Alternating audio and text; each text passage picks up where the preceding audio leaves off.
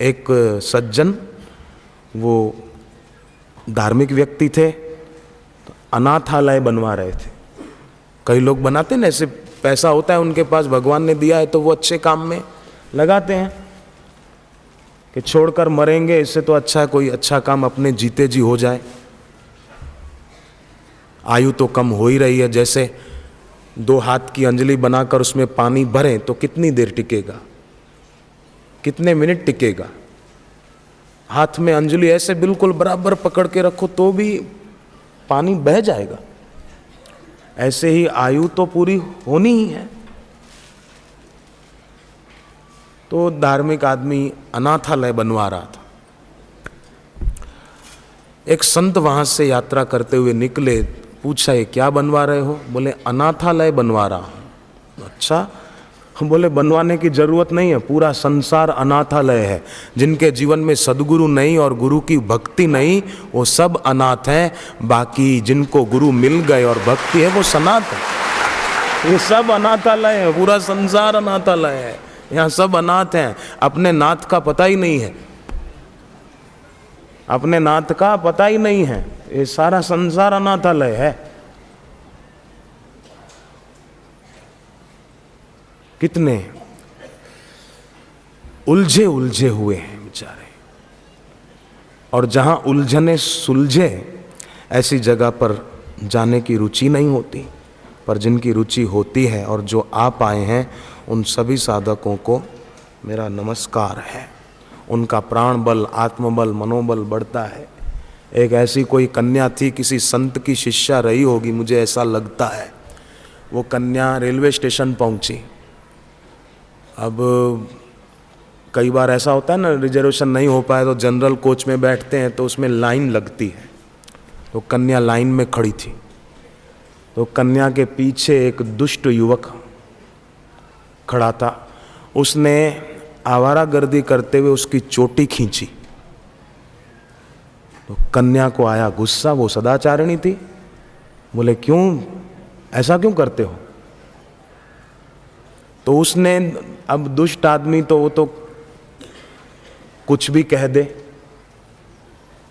तो उसने कह दिया कि देखो सामने लिखा है अंदर कोच में कि खतरा हो तो चैन खींचो, जंजीर खींचो, गाड़ी चलने वाली है, जरा जल्दी करो, इसलिए मैंने ऐसा किया। कन्या ने ऐसे जोर से एक थप्पड़ मारी उसके मुंह पर कि 5 उंगलियां छप गई उसके चेहरे पर। तो वो गुस्से में आया कि ये क्या करती हो? बोले जंजीर खींचने पर जुर्माना भी भरना पड़ता है, जुर्माना।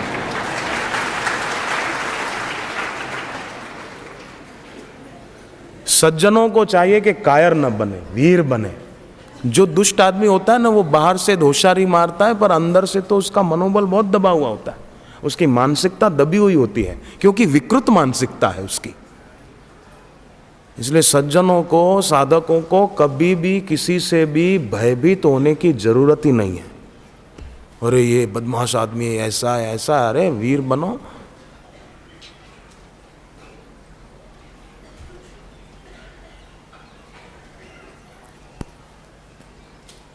एक दृष्टि देखे सभी चले शांत गंभीर। ऐसे गुरुदेव के हम शिष्य हैं कि सबके हथियार गिर गए और सब चरणों में गिर गए।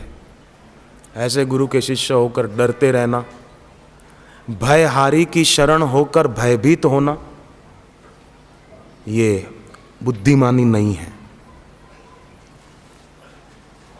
तो मेरे को कोई बोले संतान नहीं है, कोई बोले मेरे पति को ये बीमारी है, कोई बोले हमको ये तकलीफ है, भयभीत होने की जरूरत नहीं है।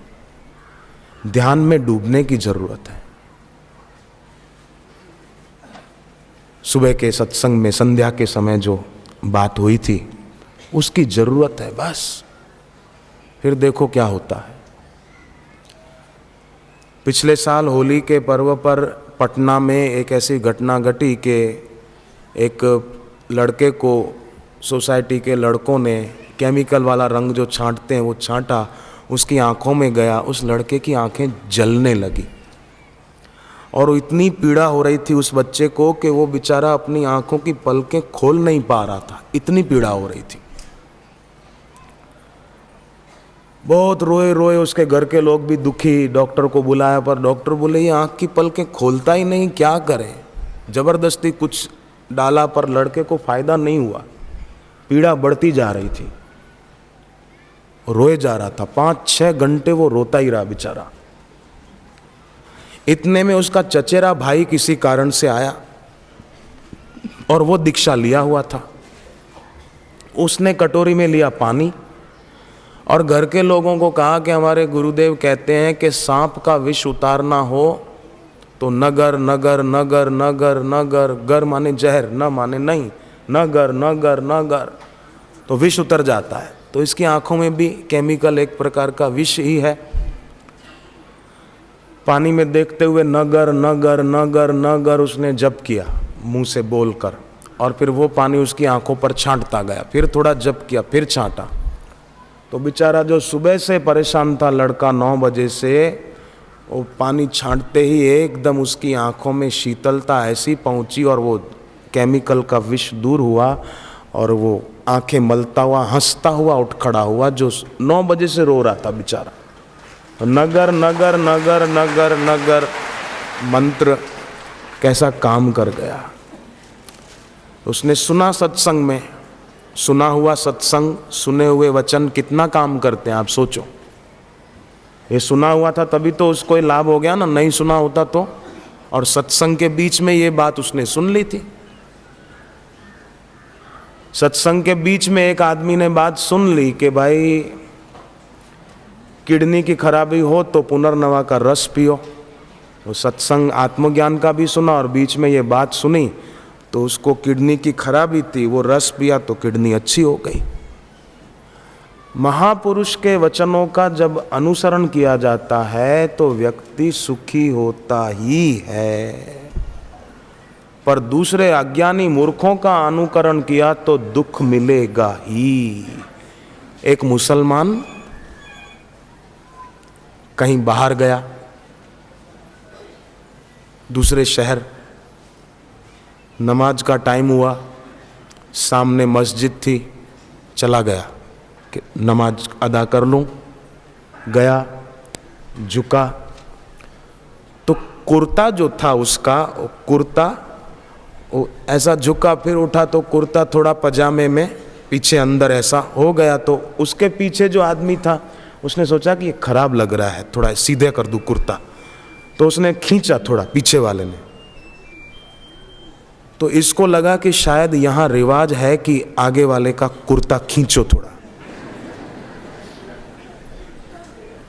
तो उसने भी बिना सोचे उसके आगे वाले का कुर्ता खींच दिया पीठ से। उसकी पीठ थी ना, उसका हाथ। तो उसने पूछा ये क्या करते हो? बोले पीछे वाले को पूछो, शायद यहां रिवाज है इसलिए। अरे बोले रिवाज कुछ नहीं, मैं तो इस कारण जरा ठीक किया था कि खराब ना लगे। पर लोग नकल करते हैं, इसने ऐसा किया तो मैं भी करूं, इसने ये किया तो मैं भी करूं। नहीं, हाँ, महापुरुषों के जीवन चरित्र को पढ़कर हम करें कि हाँ, बापूजी के बचपन में सिनेमा उन्हें कभी न भाए तो मैं भी अब सिनेमा नहीं देखूं, फिल्म नहीं देखूं, ये कुछ अच्छा काम किया जाए। ध्यान का स्वाद लगा तब ऐसे, तो चलो अब मैं भी ध्यान करूं। निर्विचार और निर्विकार स्थिति अपने अंतःकरण की बनाओ, इससे भला होगा।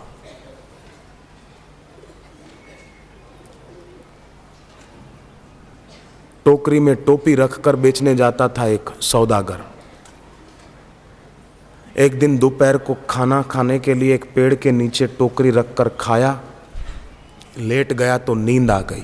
ऊपर से आए बंदर, एक एक टोपी उठाकर चले गए। इसकी आंख खुली, टोकरी खाली देखी, युक्ति से काम लिया, अपने सिर पर जो टोपी थी वो फेंक दी। तो ऊपर जो बंदर बैठे थे उन्होंने भी देखा देखी अपनी टोपियां फेंक दी। इसने समेटी और चलता बना। बेटे को बात बता दी कि देख ऐसा हुआ और मैंने कैसे अपनी टोपियां सब बचा ली। दिन बीते, सप्ताह बीते, महीने बीते, कुछ वर्ष बीते, अब वो बूढ़ा हो गया तो बेटा जाता था टोपियां बेचने। बेटा भी एक दिन उसी पेड़ के नीचे जा बैठा, खा के लेटा, नींद आ गई। बंदर आए उतरकर और टोपी एक एक लेकर चले गए पेड़ पर। इसकी आंख खुली तो बाप की बात याद आई कि बाप ने कहा था कि ऐसे ऐसे उन्होंने अपने सिर की टोपी उतार के फेंकी तो बंदरों ने भी फेंक दी थी, तो अब मैं आइडिया करूं, अपने सिर की टोपी उतार के फेंकूं तो वो भी फेंक देंगे, मैं लेके चलता बनूंगा। पर उसको पता नहीं रहा कि जैसे इसके बाप ने इसको सीख दी, ऐसे जरूर बंदरों की भी पीढ़ी बदली होगी और उन्होंने भी बच्चों को सीख दी होगी। इसने टोपी उतार कर फेंकी तो एक बंदर जो बिना टोपी के रह गया था वो उतर के आया, लेके चला गया।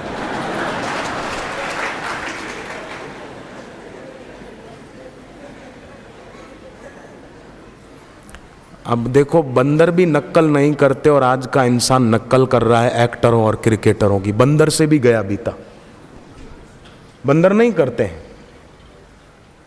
और इंसान नक्कल कर रहा है। तो कितनी नासमझी है। किसी का अनुकरण न करें, भगवान, शास्त्र और गुरु के वचनों का अनुसरण करें हम सभी। जप करें, ध्यान करें, मौन रखें, सेवा जहां मिल जाए वहां थोड़ी सेवा कर ली जाए कभी, तो अच्छा है। और ये पक्का रंग जो गुरु अपने वचनों के द्वारा हमारे घट को रंग देते हैं, वो कभी न उतरे। उल्लासनगर में पिछले साल यहाँ की शिविर के पहले कार्यक्रम था, तो वहाँ भी होली का रंग छांटने वाले थे बापूजी। तो एक महिला ने क्या किया, एक बोतल रखी खाली, पानी पिया होगा, फिर वो खाली बोतल पकड़ रखी और थोड़ा बहुत रंग उसमें फुहारे के द्वारा आ गया। तो उसकी बेटी की शादी नहीं हो रही थी, बेटी बहुत उम्र उसकी बढ़ती जा रही थी बेटी की, और बेटी कहीं दूर रहती थी। कई कन्याएं, कई लड़के नहीं जॉब के लिए या पढ़ाई के लिए दूर रहते हैं कहीं और। तो इसने बोतल में जो थोड़ा बहुत रंग आया वो घर जाकर अपनी बेटी के फोटो पर तिलक किया उससे, रंग से, और बोले थोड़े ही दिनों में ऐसे घर से रिश्ता आया कि हम सोच भी नहीं सकते थे, और बेटी का अच्छी तरह ब्याह संपन्न हो गया। तो ये क्या है, देखो, ये समझने की बात है कि उसके दिल में भावना थी कि ये बापूजी के हाथ से आ रहा है, उसको थोड़ा सा भी बोतल में आ जाए, कुछ बूंदें आ जाए, तो उसका वो काम हुआ। तो गुरुदेव जो अपने हृदय की अनुभूति प्रसूत वाणी के द्वारा हमारा हृदय रंगते हैं, तो उन वचनों को, उन क्षणों को अगर हम संभाल कर रखें और उनका सुमिरन करते रहें, तो हमारी भी बुद्धि रूपी रुक्मणी का ब्याह उनसे हो जाएगा। जैसे रुक्मणी जी कृष्ण को ही चाहती थी, ऐसे ही हम सब की बुद्धि रूपी रुक्मणी उनको चाहेगी। फिर किसी भोग की अपेक्षा नहीं रहेगी कि ऐसा होता तो अच्छा, ये होता तो अच्छा, फिर तो कुछ नहीं चाहिए, कुछ नहीं चाहिए। साधक का प्रथम लक्षण यही है कि साधक सीमाओं में नहीं सोचता, सीमाओं में नहीं बंधता, केवल बाह्य लाभ की ही इच्छा नहीं करता। आप देखो, भरी सभा में विभीषण को रावण ने लात मार दी, नहीं तो पद ऊंचा था उसका, मंत्री का पद था, और उसको लात मार दी। फिर भी विभीषण ने ऐसा नहीं सोचा मैं इतनी भक्ति करता था, मेरे को बदले में क्या मिला, यही मिला, ऐसा नहीं सोचा। विभीषण ने तो मन में सोचा कोई बात नहीं, ये संकेत है प्रभु की शरण में जाने का, और शरण में आए तो कहते हैं मेरी इच्छा नहीं है लंका का राजा बनने की, पर भगवान कहते नहीं, मेरी इच्छा है तुम लंका के राजा बनो। इच्छा नहीं थी तो भी भगवान ने उसको राजा बनाया। तो कोई सोचे कि मेरा तो भाग्य भी, कई लोगों की भाषा कैसी गंदी और विचित्र होती है। हर गरीब का भाग्य भी गरीब होता है, ऐसा बोल देते हैं। हम तो गरीब हैं, क्या करें, गरीब का भाग्य भी गरीब होता है। हमको तो बापूजी के पास जाने का अवसर ही नहीं मिलता, सेवादारी हमको जाने ही नहीं देते हैं, तो कभी नहीं जाने देंगे। ऐसा नेगेटिव ही सोचते रहेंगे तो कभी नहीं जाने देंगे। मैं कौन सा करोड़पति बाप का बेटा था, जरा सोचो। जो सोचते हैं कि हमको बात करने का मौका नहीं मिलता, तो मेरा बाप कोई करोड़पति नहीं था, अभी भी नहीं है।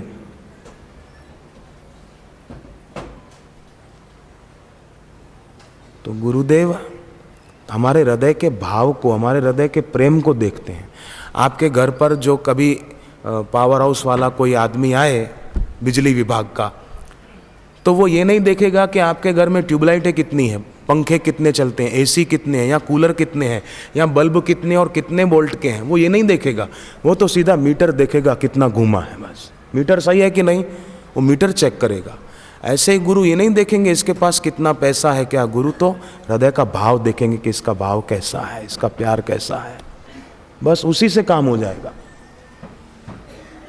तो कभी भी ऐसी बात सोचना नहीं, अपने मन में दोष को आने मत देना। अरे बात ना हो पाए कोई बात नहीं, ये सोचकर खुशी मनाना कि जरूर मेरा भविष्य बहुत सुंदर है, इसलिए भगवान ने कृपा करके मुझे बापू के द्वार पर पहुंचा दिया है। वाह प्रभु, वाह प्रभु। ऐसा अहोभाव से भर जाना, क्या घाटा है। वाह प्रभु, वाह प्रभु। वड़दादा के फेरे फिरते समय ऐसा नहीं सोचना कि हे प्रभु मेरी बात नहीं हो पाई, ऐसा कुछ करो बापू मेरी आपसे बात हो जाए, मेरी बात हो जाए, ऐसा सोच के फेरे मत फिरना। ये सोचना कि वाह वाह वाह वाह, ऐसे घोर कलयुग में भी जहाँ बापू ने शक्तिपात किया, ऐसी जगह पर मुझे फेरे फिरने का अवसर मिल गया। वाह वाह वाह वाह, लगता है मेरा काम होने वाला है। वाह वाह वाह वाह, जय हो जय हो। ऐसा करके फिरो ना। समझो किसी को संतान नहीं है, निसंतान है, और यहाँ आए हैं, शिविर 3 भरेंगे, तीसरी शिविर में बापूजी संतान का मंत्र देंगे। तो फेरे फिरते समय पति पत्नी सोचना वाह वाह वाह वाह, लगता है अब प्रसाद मिलने वाला है, आहा वाह वाह वाह, तभी हम इस दर पे आ पाए। अभी प्रकाशा में सत्संग था ना, कल ही हम वहाँ से आए प्रकाशा से। तो परसों मुझे मिले वो शिक्षक और शिक्षिका, पति पत्नी दोनों शिक्षक हैं। तो मुझे बरसों पहले मिले थे नीझर में, गुजरात और महाराष्ट्र की बॉर्डर पर नीझर है, नीझर, वहाँ के रहने वाले मुझे मिले थे। बहुत साल पहले मैं गया था, तब उनको शादी के 16 साल हुए थे। बोले संतान नहीं है। मैंने कहा चिंता मत करो, आश्रम में आओ, डॉक्टरों के पास मत जाना, वो डरा देंगे, पैसा लूट लेंगे और होगा कुछ भी नहीं। आश्रम में आना, शिविर भरना। उन्होंने वैसा किया, शिविर भरी, 3 संतान प्राप्ति का मंत्र मिला। पहली संतान उनको बेटी हुई, दूसरी संतान बेटा हुआ। 2 बच्चे उनके कल में परसों मैंने देखे, वो तो बड़े हो गए 16 साल के बाद। अब ये तो 2 बच्चे हुए। पूना में एक परिवार को मैंने देखा, बड़ा परिवार था, पर उनके घर के 2 जो पति पत्नी थे, उनको 16 साल तक संतान नहीं थी, पर फिर शिविर भरते रहने से, जप तप करने से चिंता नहीं करी उन्होंने। अब बापू ने कह दिया बात पूरी हो गई, होगा। शबरी ने ये थोड़ी कहा कि प्रभु गुरुदेव को ये नहीं कहा कि राम जी कब आएंगे, आप कह रहे हो आएंगे पर कब आएंगे, ये नहीं कहा। आएंगे ना, बस गुरु ने कह दिया आएंगे, बात पूरी हो गई। तो उनको जब संतान हुई, पूना महाराष्ट्र की बात, 3 जुड़वा बच्चे हुए, 2 लड़कियां 1 लड़का। मैंने देखे 3 बच्चे छोटे छोटे, 2 उनकी सहेलियों के गोद में थे, 1 बच्चा उस माई की गोद। मैंने देखा 3 बच्चे 16 साल तक नहीं थे। डॉक्टर बोलते थे होगा ही नहीं। ज्योतिषी तो फिर ज्योतिषी होते हैं, चौथे में राहु बैठा है, छठे में केतु बैठा है, 7वें में ये बैठा है। मुझे कोई ऐसा कहे ना, मैं तो कहूँ कोई नहीं बैठा, तू बैठा है। तू उतर मेरी जन्म पत्री से। कोई नहीं बैठे। ग्रहों के देवता बेचारे बहुत अच्छे होते हैं, सज्जन होते हैं। देवता सज्जन नहीं, उनको दैत्य होंगे सज्जन। ये ग्रहों के देवता होते हैं, देवता। ये बहुत सज्जन होते हैं, ये हमारे दुश्मन नहीं है जो इनको दोष देना। ग्रह खराब है, आग्रह खराब है, ग्रह खराब नहीं है, दुराग्रह खराब है।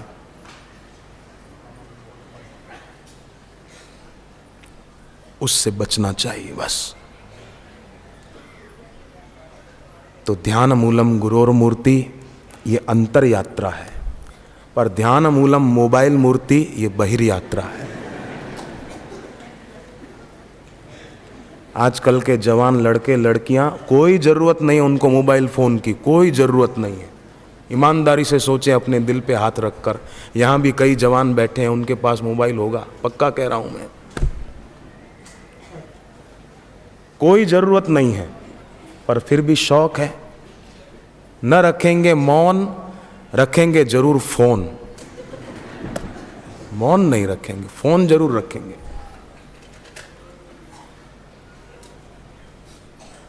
एक फोन मेरे पास भी पड़ा है, पर किसी का बात करने को लिया था, रह गया, वो निकल गए। पड़ा है मेरे पास, पर कितने दिन से बंद पड़ा है राम जाने। आएंगे वो पकड़ा दूंगा, भाई आप संभालो आपका। अपने को प्यार करो कृपानाथ, अपने को प्यार करो। अपनी रक्षा करनी होगी। वही अपने को प्यार कर रहा है जो अपनी रक्षा कर रहा है,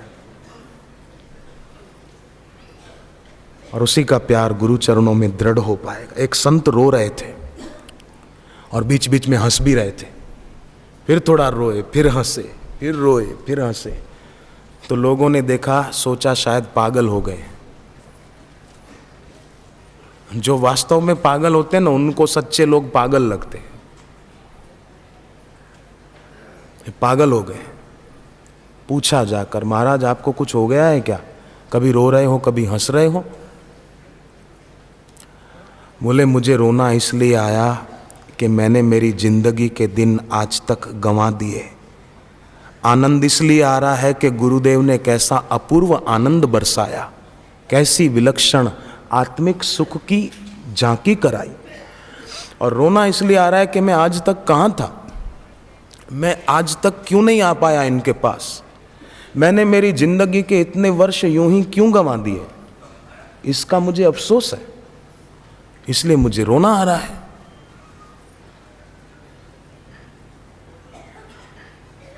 कैसे लोग हो गए। और कईयों को तो पता ही नहीं चलता कि हमारी आयु कम हो रही है, क्षण भंगुर में उलझ गए हैं। रंगीन कंकड़ पत्थर बीन लेते हैं और सोचते हैं कि हो गई कमाई। थोड़ी सीढ़ियां चढ़ जाते हैं कुछ पदों की और कुछ डिग्रियों की, और सोचते हैं कि हमने सब पा लिया।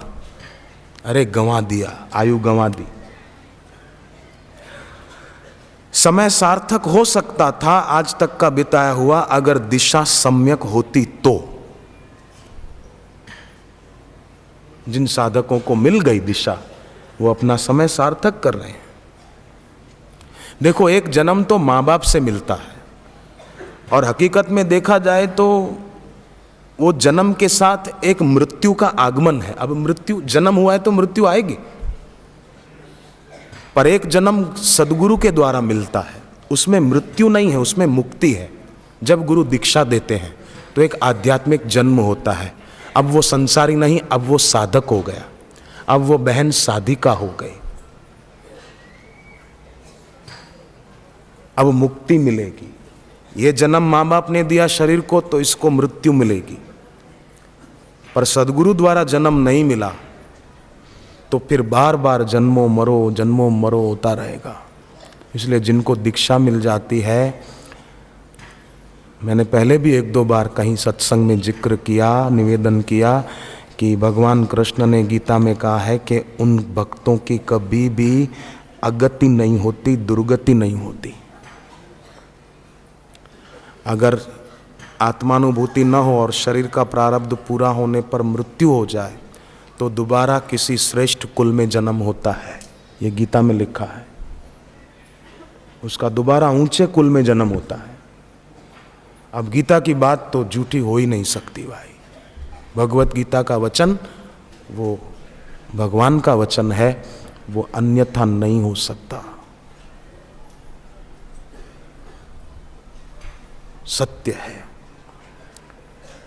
तो सद्गुरु के बिना जो जीवन जीते हैं उसमें असफलता और विषाद निश्चित है, संताप का फल मिलना निश्चित है। जितना जल्दी ऐसे लोग संभल जाएं तो अच्छा है। मन का मानकर चलते रहते हैं ये माया है, पर जो गुरु का कहा मानकर चलते हैं ये माया के पार होना है। मनमानी जो छोड़ते हैं, जैसे जमीन पर खड़े हैं, कदम बढ़ाना है, अब आगे जाना है, तो धरती पर जहां हम खड़े हैं वो धरती छोड़नी पड़ेगी, है ना? वो छोड़ेंगे तभी आगे बढ़ पाएंगे। ऐसे ही मनमानी छोड़ेंगे तभी साधना में आगे बढ़ पाएंगे, कल्याण की दिशा में अग्रसर हो पाएंगे। मनमानी छोड़नी कई बार कठिन भी लगती है, जल्दी से छूटती नहीं है। लगेगा कि नहीं, मनमाना जीवन तो अच्छा है। ये क्या बंधन, सुबह 5 बजे उठो, जप करो, मौन रखो, नहीं नहीं नहीं, हमको ये सब पसंद नहीं है।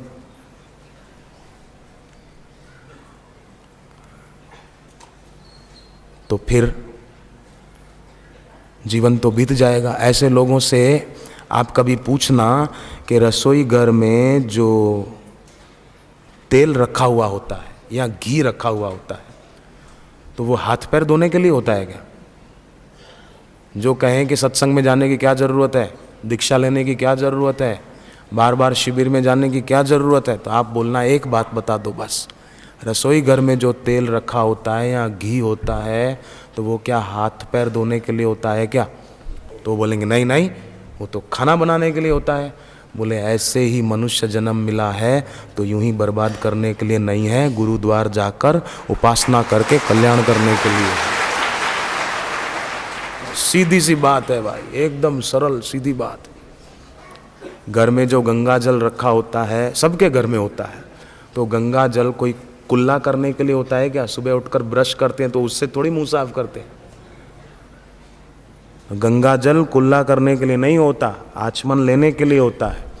ऐसे ही मनुष्य जन्म ये फिल्में देखने के लिए, मैच देखने के लिए, डिस्को और पॉप म्यूजिक सुनने के लिए नहीं है, सत्संग सुनने के लिए है, भक्ति करने के लिए है, साधना करने के लिए है, गुरु की अनुभूति प्रसूत वाणी के रंग में रंग जाने के लिए है। मैंने तो महाराष्ट्र में अभी जहाँ भी सत्संग हुए वहाँ महाराष्ट्र के साधकों की क्या गजब की श्रद्धा, क्या निष्ठा, क्या लगन, क्या प्रेम और कितनी भीड़। भीड़ तो देखते ही बनती थी महाराष्ट्र में हर जगह, जहाँ भी सत्संग हुए, जहाँ भी, क्या भीड़, क्या भीड़। और वहाँ के साधकों की कई चिट्ठियाँ भी आई, कैसे कैसे उनको अनुभव हुए। एक महिला तो बोले मैं पूना में सत्संग था तो सुनने के लिए जाना चाहती थी पर घर वाले छुट्टी नहीं दे रहे थे, तो मैंने बहाना बनाया कि पूना में जो शिंदे हाई स्कूल है उसमें मुझे शिक्षिका के पद पर नौकरी के लिए थोड़ा इंटरव्यू देना पड़ेगा, बस मेरा काम हो जाएगा, मैं इसलिए जा रही हूँ। तो घर वालों ने इस निमित्त छुट्टी दे दी कि अच्छा जाओ। तो मुझे तो आना था सत्संग में। आकर बैठी, बापूजी के दर्शन हुए तो मुझे रोना आया कि बापू आपके दर्शन के लिए भी मेरे को छुट्टी नहीं मिलती। मैं झूठ बोलकर आई हूँ कि मुझे स्कूल में शिक्षिका के पद के लिए बुलाया है, मैं झूठ बोल के आई हूँ, बापू मुझे माफ़ करना। मुझे उसने चिट्ठी दी, पर अगर मेरे को उससे बात करने का अवसर मिलता ना तो मैं उसको कहता, बहन जी भगवान के लिए झूठ बोलने में पाप नहीं लगता है। आप अच्छे काम के लिए आए हैं, अच्छी जगह पर आए हैं, निश्चिंत रहो, डरो नहीं। वो भाई, वो कन्याएं, बहनें कितनी पुण्यात्मा होगी जिनको ये बहाना बनाना पड़ता है कि मैं कॉलेज जा रही हूँ, मैं ट्यूशन पे जा रही हूँ, और आती है सत्संग में। कितनी वो पुण्यात्मा होगी। भले मीरा नाम नहीं है उसका, वेदवती नाम नहीं है, पर उसके दिल में पवित्रता मीरा और वेदवती जैसी है, सीता और सावित्री जैसी पवित्रता है उसमें, तभी उसके दिल में तड़प है इतनी। फिर क्या हुआ पता है, उसने मनी मन कहा ना सत्संग में कि बापू मेरे को घर से छुट्टी भी नहीं मिलती, मैं झूठ बोलकर आई हूँ, मुझे माफ़ करना। पर 1-2 दिन बाद ऐसा कुछ चक्र चला कि सचमुच शिंदे हाई स्कूल पूना में ही उसको शिक्षिका के पद पर नियुक्ति मिल गई। अभी भी आज की तारीख में वो पूना की शिंदे हाई स्कूल में शिक्षिका है। वो ऐसा बोल कर गई कि मुझे शिक्षिका के पद पर काम मिलने वाला, मैं जाऊं। कैसे सत्संग के प्रेमी लोग हैं, और रोकने वाले भी कैसे विचित्र हैं। सत्संग में बेटे बेटी जाते हैं तो रोते हैं, फिल्म में जाते तो नहीं रोते कि हमारा बेटा सुधरा हुआ है। सुधरा हुआ है 2-4 साल बीतने दे, फिर पता चलाएगा तुमको सुधरा हुआ है कि अब क्या शब्द बोले। भगवान सबको सद्बुद्धि दे, भगवान सबको सद्प्रेरणा दे। कैसी सोच। एक महिला बेचारी पूजा के स्थान पर बैठी थी, हाथ जोड़कर प्रार्थना कर रही थी, हे भगवान मेरे पति को भी मेरी आयु लग जाए, मेरी उम्र मेरे पति को लग जाए। अब पति पीछे खड़ा था दीवार के उस साइड। उसने सुनी ये बात कि भगवान को कह रही है भगवान मेरी उम्र भी मेरे पति को लग जाए। तो पति क्या सोचने लगा और बड़बड़ाने लगा, क्या जमाना आ गया, मेरी पत्नी कह रही है इसकी उम्र मेरे को लग जाए, यानी मैं बूढ़ा हो जाऊं और ये जवान बनी रहे। अब वो क्या कह रही है, देवी है वो महिला देवी है, प्रार्थना करे मेरी उम्र मेरे पति को लग जाए। अब वो क्या अर्थ लगा रहा है।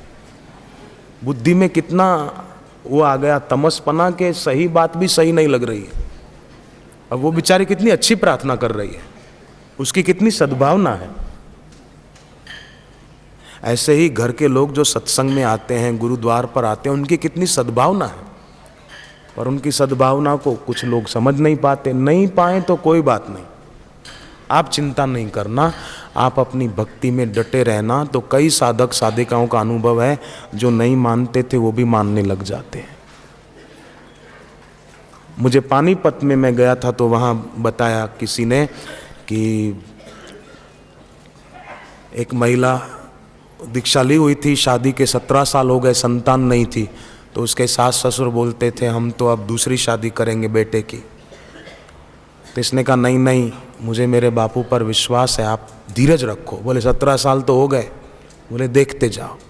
1 साल और बीता तो उस महिला ने बेटे को जन्म दिया, लड़के को।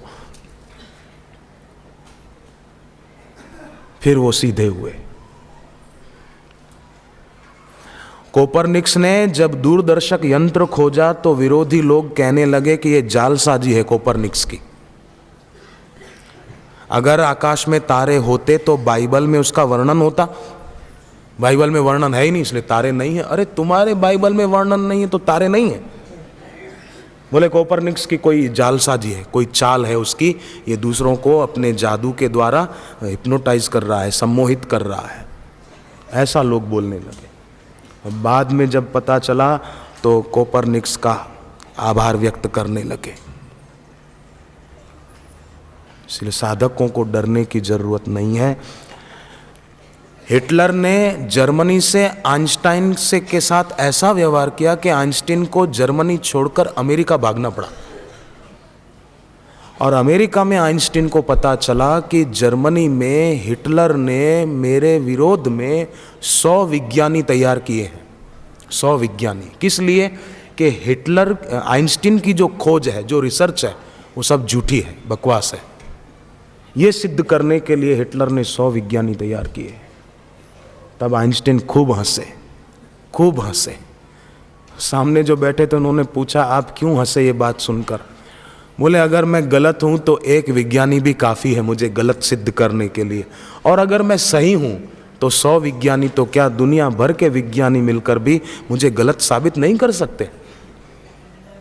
आइंस्टीन की रिसर्च सही थी, सच्ची थी, तो उसको कोई गलत साबित नहीं कर सका। और विज्ञान के क्षेत्र में आज भी आइंस्टीन आदर का पात्र है, सम्मान का पात्र है। ऐसे ही हम सभी साधक सही जगह पर आए हैं तो हमें डरने की जरूरत नहीं है। चाहे कोई 100 क्या सब मिलकर विरोध करें तो भी हम सही जगह पर आए हैं, तो हमें चिंता करने की जरूरत नहीं है, नहीं है, नहीं।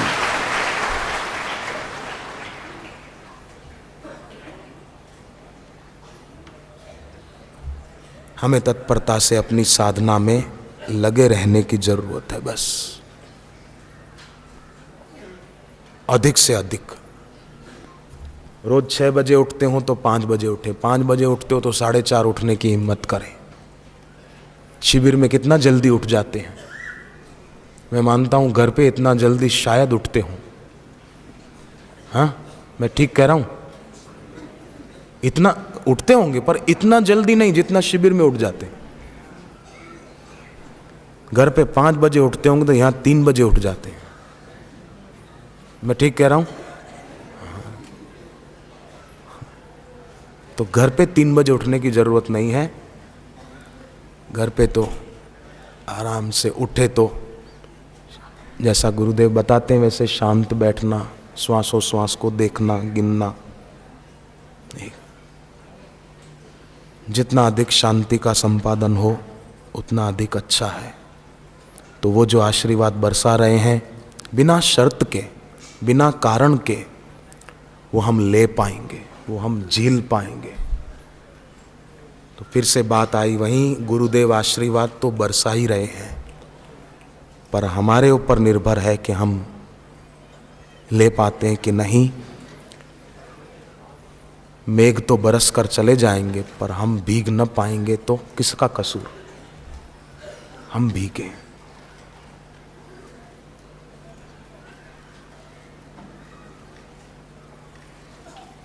तुमसे सदा मैं तुमको ही मांगूं, तेरी याद में ही सोऊं और जागूं, आँखों में बस जाओ मेरे गुरुदेवा।